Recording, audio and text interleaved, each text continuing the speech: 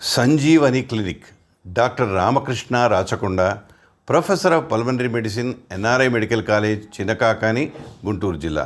Clinic A1 Ramkuteer majestic, 3/13, Brodipet, Guntur, Andhra Pradesh. భారతదేశంలో స్వాతంత్రం వచ్చిన తర్వాత వైద్య సౌకర్యాలు మెరుగుపడ్డాయి. ప్రజల జీవన విధానం మెరుగుపడింది. జీవనకాలం పెరిగింది. జీవన ప్రమాణాలు పెరిగాయి. రోగ నిర్ధారణలో, చికిత్సల్లో విప్లవాత్మకమైన మార్పులు వచ్చాయి. సామాన్య ప్రజలందరికీ ఆరోగ్యంగా జీవించాలన్న తపన బలపడింది.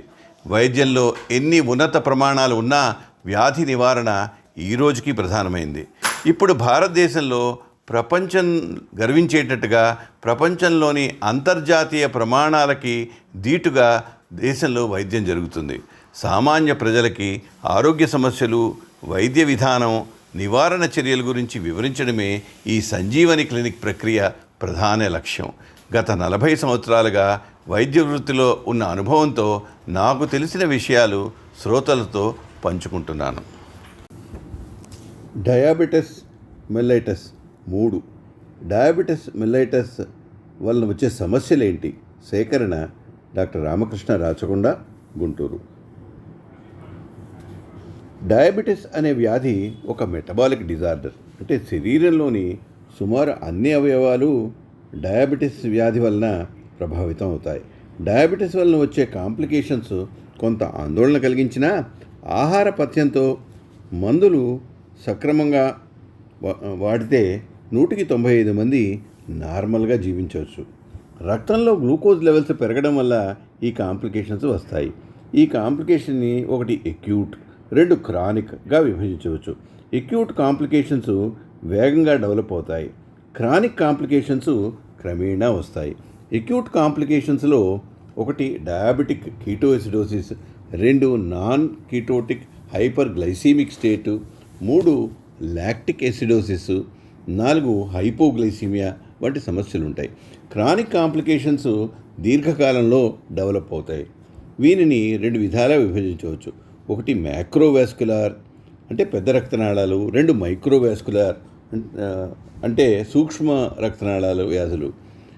మైక్రోవాస్కులార్ వ్యాధులు ఏంటంటే 1 diabetic neuropathy, nephropathy, retinopathy. Macrovascular డిసీజెస్లో డయాబెటీస్తో వచ్చే cardiovascular disease, cerebrovascular disease, peripheral vascular disease మొన్నగునే ఉంటాయి. డయాబెటీస్ వలన వచ్చే కాంప్లికేషన్స్ క్వాలిటీ ఆఫ్ లైఫ్ని ప్రభావితం చేస్తాయి. దీర్ఘకాలిక ప్రాతిపదికపై అసౌకర్యం కలిగిస్తాయి. అందరూ గుర్తుపెట్టుకోవాల్సిన విషయం ఏంటంటే ఈ కాంప్లికేషన్స్ సరైన వైద్యం చేయించుకునే వారిలో తక్కువ తీవ్రతతో వస్తాయి. వారిలో కాంప్లికేషన్స్ తక్కువగానే ఉంటాయి.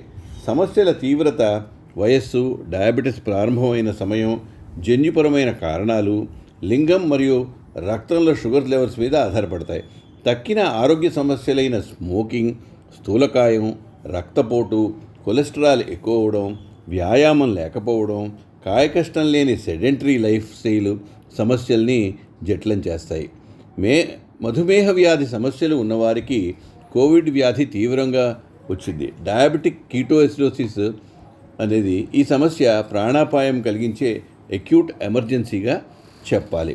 ఈ సమస్య టైప్ 1, టైప్ 2 డయాబెటీస్ ఉన్న వాళ్ళలో రావచ్చు. టైప్ 1 డయాబెటీస్ ఉన్న వాళ్ళలో ఎక్కువగా కీటోఎసిడోసిస్ వస్తుంది. ఈ సమస్య రక్తంలో ఇన్సులిన్ బాగా తక్కువగా ఉంటే డయాబెటీస్ ఉన్నదని తెలియని వాళ్ళలోనూ, అవసరం కంటే తక్కువ ఇన్సులిన్ వాడే వాళ్ళలోనూ, స్ట్రెస్ కలిగినప్పుడు అంటే ఇన్ఫెక్షను, స్ట్రోక్, సర్జరీ, ట్రామా వంటి సమస్యలు ఉన్నప్పుడు రావచ్చు. ఇన్సులిన్ లేకపోవడం వల్ల సమస్యను అధిగమించడానికి ఫ్యాటీ యాసిడ్స్ విడుదల అవ్వడం వల్ల ఈ సమస్య వస్తుంది. శరీరంలోని అడిపోస్ టిష్యూ నుంచి లైపేజ్ అనే ఎంజైమ్ విడుదలయ్యి ఫ్రీ ఫ్యాటీ యాసిడ్స్ రక్తంలో ఎక్కువ విడుదలవుతాయి. లివర్ ఫ్రీ ఫ్యాటీ యాసిడ్స్ని కీటోన్ బాడీస్గా మారుస్తుంది. ఈ పరిస్థితిలో రక్తంలో acetoacetic acid, beta hydroxybutyric acid ఎక్కువ అవుతాయి. అవి రక్తంలో యాసిడ్ ఎక్కువయి పీహెచ్ని తగ్గిస్తాయి. ఈ హార్మోనులు గ్లూకోనియోజెనసిస్ అనే ప్రక్రియ ద్వారా ప్రోటీన్లను బ్రేక్ చేసి గ్లూకోజ్గా మారుస్తాయి. రక్తంలో గ్లూకోజ్ శాతం ఎక్కువ అవుతుంది. రక్తంలో గ్లూకోజు, కీటోన్స్ ఎక్కువైతే గ్లూకోజ్, కీటోన్స్ మూత్రం ద్వారా బయటికి వెళ్తాయి. శరీరంలో తీవ్రంగా డీహైడ్రేషను, రక్తంలో లవణాల లెవెల్స్ డిస్టర్బ్ అవుతాయి. డయాబెటిక్ కీటోఎసిడోసిస్ ఎక్కువసార్లు మూత్రం రావడం, దాహం ఎక్కువగా అవడం, బరువు తగ్గిపోవడం, శరీరం బలహీనతకు గురి కావడం, వికారం, వాంతి రావడం, వేగంగా లోతుగా ఊపిరి పీల్చుకోవడం ఉంటాయి. దీన్ని కుసుమాల్ రెస్పిరేషన్ అంటారు. డయాబెటిక్ కీటోఎసిడోసిస్ పేషెంట్కి తీవ్రమైన కడుపు నొప్పి ఉంటుంది. వ్యాధి తీవ్రమైన దాకా రోగి స్పృహలోనే ఉంటాడు. తీవ్ర దశలో రోగి కోమాలోకి వెళ్తాడు. తీవ్రమైన దశలో రోగి రక్తపోటు పడిపోతుంది. షాక్, మరణం కూడా సంభవించవచ్చు. రోగ నిర్ధారణకై మూత్రంలో కీటోన్ బాడీస్ ఎక్కువ మోతాదులో ఉంటాయి. రక్తంలో లవణాలు, గ్లూకోజు, యాసిడ్ బేస్ పరీక్షలు ఉపయోగపడతాయి. వేగంగా కోల్పోయిన ఫ్లూయిడ్స్ని రీప్లేస్ చేయాలి. రక్తంలో షుగర్ లెవెల్స్, యాసిడ్ బేస్ వ్యవస్థని కనిపెడుతూ వైద్యం చేయాలి. చాలామంది వైద్యానికి స్పందించి సాధారణ స్థితికి చేరుకుంటారు. ట్రీట్మెంట్ లేట్ అయినా, అసంతృప్తిగా వైద్యం చేసినా మరణం సంభవించవచ్చు. కాంప్లికేషన్ వలన సెరెబ్రల్ ఎడిమా సంభవించవచ్చు. డయాబెటిక్ కీటోఎసిడోసిస్ నివారణ ఎట్లా చేయాలి? పేషెంట్కి డయాబెటీస్ గురించి పూర్తి అవగాహన ఉండాలి. ఇన్సులిన్ వాడుతున్న వారు ఒక్కసారిగా ఆపకూడదు. యూరిన్లో కీటోన్ బాడీస్ రోజుకి 2 సార్లు చెక్ చేయాలి. వాంతులు, డీహైడ్రేషన్, ఇతరత్ర ఇన్ఫెక్షను, స్ట్రెస్ వచ్చినప్పుడు డాక్టర్ని సంప్రదించడం తప్పనిసరి. రెండో రకమైన కాంప్లికేషను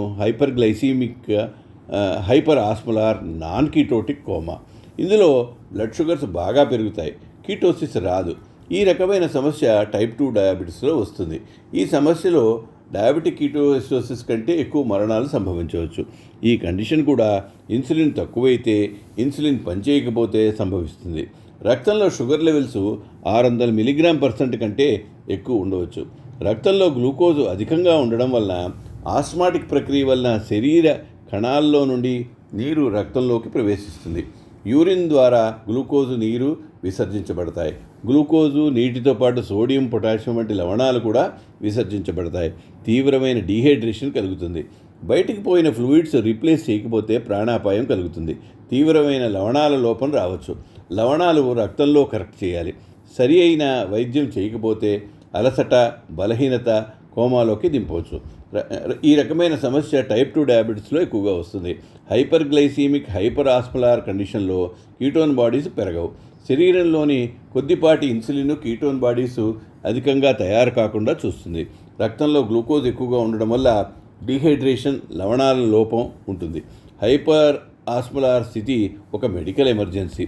ఇన్సులిన్ తోటి, ఫ్లూయిడ్స్ తోటి లవణాలు రిప్లేస్ చేస్తూ వైద్యం చేయాలి. మూడో సమస్య డయాబెటీస్ వారికి వచ్చేది హైపోగ్లైసీమియా.